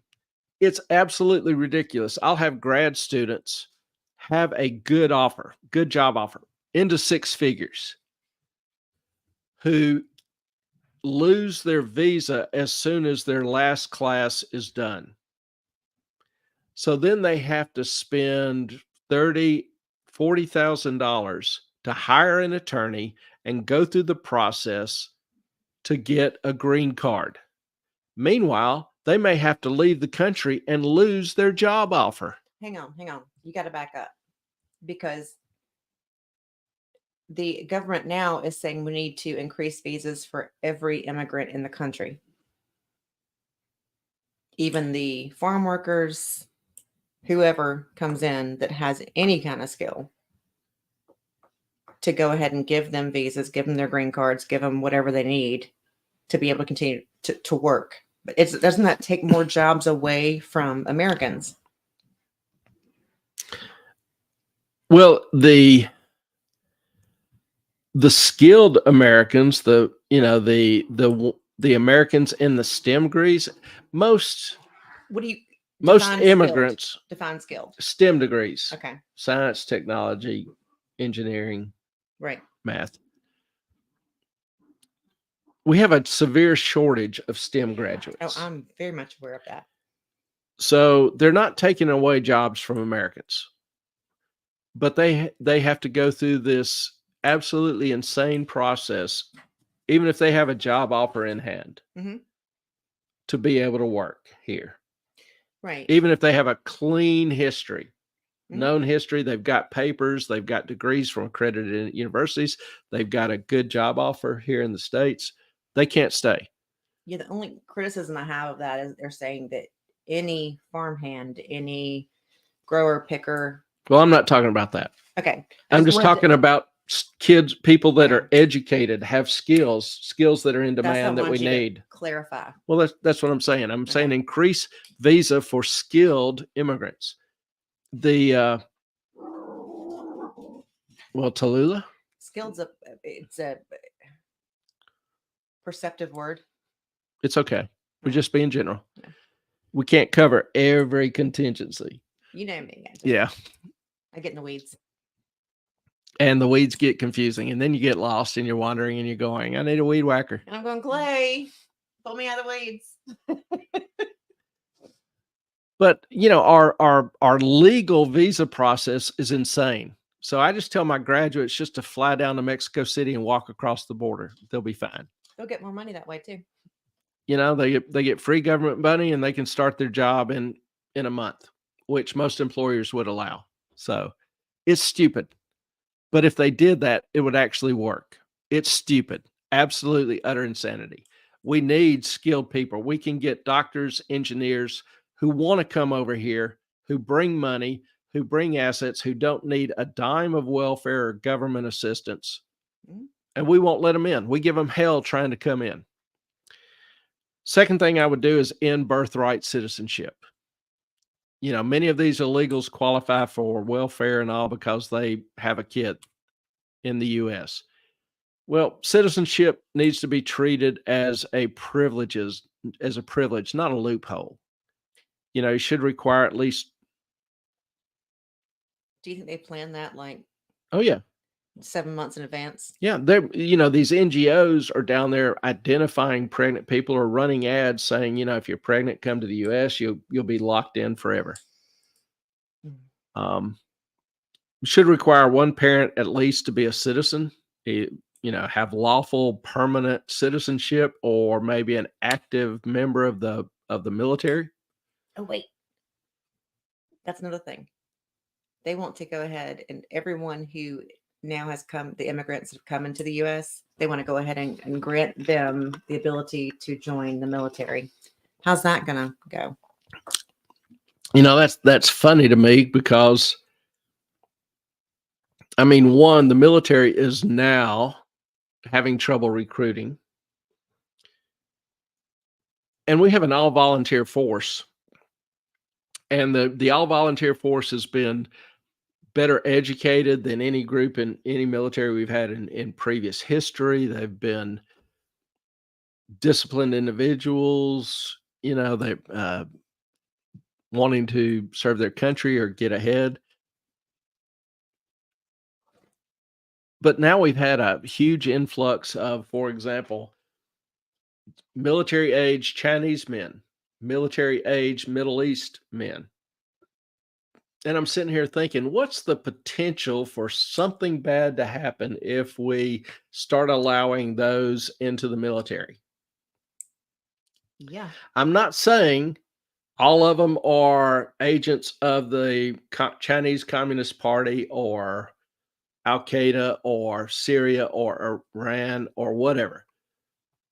But is it potential that our enemies would use our open borders to, place agents? With the almost 1 million gotaways last year? I mean, is it reasonably possible? And Yes. if it is, we don't want to encourage opportunity for these people to gain access to where they could magnify their potential for harm and evil. Yes, and share secrets and do the things that we would Yeah. never, ever. Fourth thing I would recommend is close the border. Obama did it. Trump did it. We can do it with current laws, current provisions. Let me just point this out real fast. Okay, 850,000 gotaways they're assuming. We actually have 1.7 since 2021. Gotaways. Okay, how many people did it take to take down the Twin Towers? 11. 19. Yeah. Fourth thing I would do, quit funding the NGOs. I would also prosecute those who were willfully breaking or aiding and abetting the breaking of U.S. laws. Mhm. Anybody, I would charge them. Quit funding NGOs. We have absolutely no business as U.S. taxpayers funding organizations that encourage breaking of U.S. laws. No. Fifth, no amnesty. We've got to track down the gang members, the MS-13 members, the sex traffickers, put them in jail, deport them. Reagan struck a deal with, Congress where he agreed to amnesty, and Congress agreed to pass stricter border protections. Well, the amnesty was given, but the border protections never came. So that's just not a trade-off I would be willing to make again. This is not difficult. This is not brain surgery. It can be done. It has to be done. What do you think will happen if it's not done? Well, we'll see. We'll probably continue to see more and more violence. You look at residents in the sanctuary cities, they're getting angrier and angrier as they see, immigrants getting, better care, better treatment, more aid. I think, And breaking laws and the consequence. I think, crime is increasing in these cities. Taxpayers, I think, are getting more and more concerned about their taxes going up, about the soaring national debt that is, paying for all this, and the future risk that brings to their economic, stability, their economic future, the future of their family, kids to get good jobs, buy a house, save money for their retirement. Well, most can't. And I mean, that's, Yeah. most of the kids now can't. And if the chaos continues at the borders, that will only get worse. There are practical realities to how many jobs the economy can grow, how fast the economy can grow, particularly with the constraints of higher taxes, higher regulations, and a increasingly less skilled populace. The jobs we have, the people we need are skilled workers. We don't have enough. We need more doctors. We need more engineers. But what kind of doctors? We don't need. Go ahead. Yeah, we don't need more landscapers. We don't need more baristas. I know people love their Starbucks, but we've got enough. You can make your own damn coffee. Yeah. We graduate a ton of liberal arts majors, so we should be able to amply supply baristas for future decades. All the liberal arts people are going to get pissed off at me, but it's just a kind of an inside joke. Yeah, and if you're going to go to college for that crap, like underwater lesbian basket weaving, cool, but you might just want to go to a trade school and save yourself from heartache and money. Yeah, I was kidding some student who was getting a gender studies degree saying, Yeah, you can put that to good use at the gender studies factory. There's no such thing. Yeah, I caught a little flack about that. They got a little irritated. Really? Yeah, I don't blame them.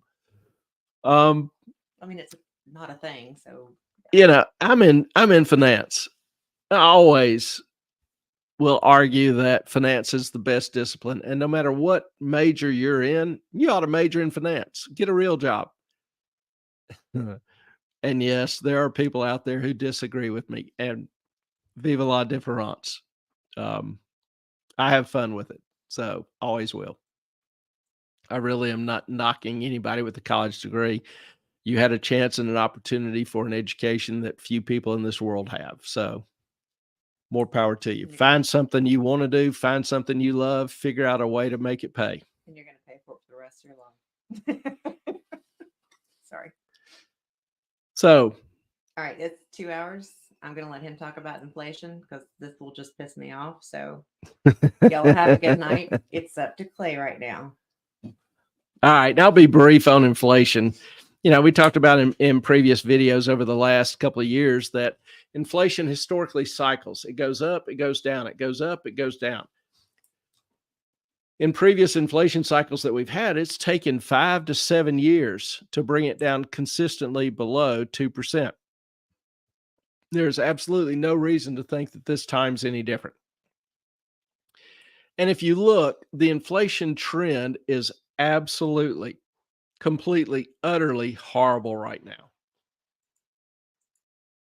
Which is funny because a lot of the pundits in the market, you know, the Federal Reserve Board of Governors have come out and repeatedly stated, hey, inflation is tamed, we're close, we've just about got it whipped. The market has anticipated a series of rate cuts this year. Well, what's actually going on? We just got the latest CPI numbers this week, show January's inflation's at an annualized 3.7%. Okay, well, that compares to 2.2% the previous month, 1.9% the month before that, and under 1% back in October. Can you spot the trend? 1%, 1.9, 2.2, 3.7. The inflation number that the Federal Reserve pays attention to, the core. Now, core inflation is, get this up. Core inflation takes the regular inflation rate and then takes out food and energy, which are relatively volatile expenses. So they're kind of looking at the more continuous underlying inflation. It's one way to think about it. Well, core was up, rising at an annualized rate of about 4.8%, up from 3.4% the month before.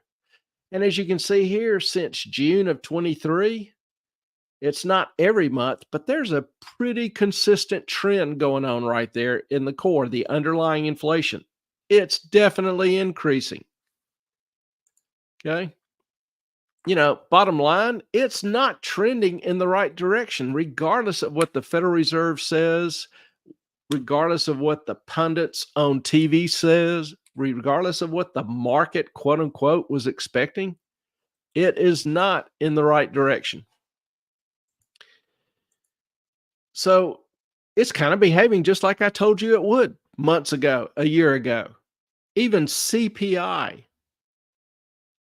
the way inflation is calculated, has been adjusted by the administration recently to use substitutions. What I mean by that is if there is a cheaper alternative, the assumption in the calculation of the inflation rate is that that alternative is used. I mean, if you're, you know, Ellen loves Duke's mayonnaise. She will always use Duke's mayonnaise. Well, suppose Hellman's mayonnaise is cheaper. Well, the CPI calculation will utilize Hellman's. But Ellen, there's no way in hell she's buying Hellman's.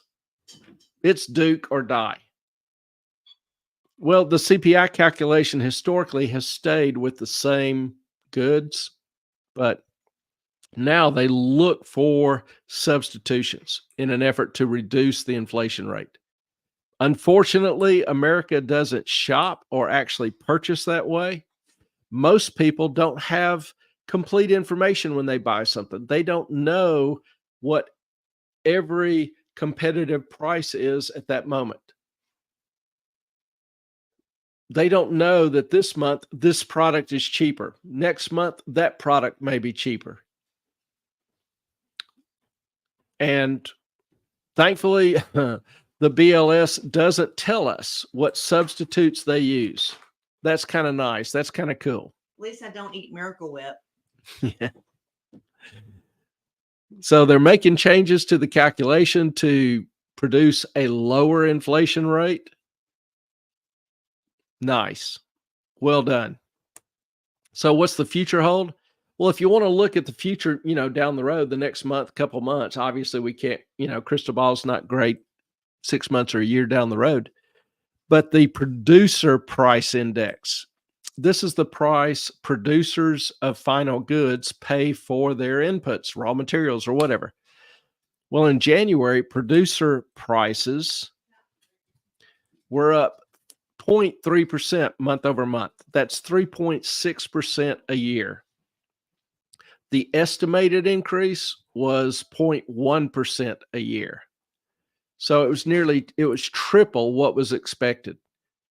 It was up 0.9% year over year from last January's number versus an estimated 0.6%. So 50% higher. PPI core, again, which excludes the volatile food and energy. You buy food and energy. So that is part of the real inflation rate. But in terms of trying to see or understand what some of the core, the basic goods and services inflation rate is, that's not as volatile, well, that was up 0.5% versus 0.1% estimated. So 5 times the number. So what you're seeing is some pretty damn healthy bumps in inflation coming down the pike. So you can pretty much kiss rate cuts goodbye. Fed is not going to be cutting rates. In fact, if this keeps up, don't be surprised to see the Fed hike rates again in another month or two. So that gives you a little bit more information on inflation. If you have any questions, let me know. You guys have been kind of quiet. I talk a bunch. Probably can't tell that I have to do this for a living. And, I'm really not one of those that likes the sound of my own voice. If I'm making a point, obviously I want to finish it, but really do. If y'all have, some questions or anything you want to ask, don't hesitate to ask. Even if you're on the replay crew, email me, post a comment, or, DM me at Twitter, Moffat on Money. But that's the 2 main points for tonight. Really want to thank y'all for being with us tonight or being on the replay crew. We love you guys. Appreciate your encouragement, your support. Don't forget the book club is coming up March. What was it? The second Tuesday in March. The book is The Great Gatsby. There's information under the comments section on the YouTube page. Thank you, Sky Ricky. Really, appreciate you greatly. Brentwood, appreciate you too. Hope you got your Windows patching done. Melissa, we missed you. Carson, missed you. We like us, if you're watching our video for the first time, like I say, we've got a little family here, people we just, dearly love. But thank you. If you will, before you, leave, do the YouTubey things, hit the like, follow, subscribe, whatever buttons. And join us Tuesday night for Q&A. If you've got some questions about things I said tonight or other things going on in the economy or investing or finance, that's a great time to bring them and ask them, or email me and I'll cover them. Thank you all. Do appreciate your time. My time is up and I thank you for yours. Blessings to you. Y'all have a good night.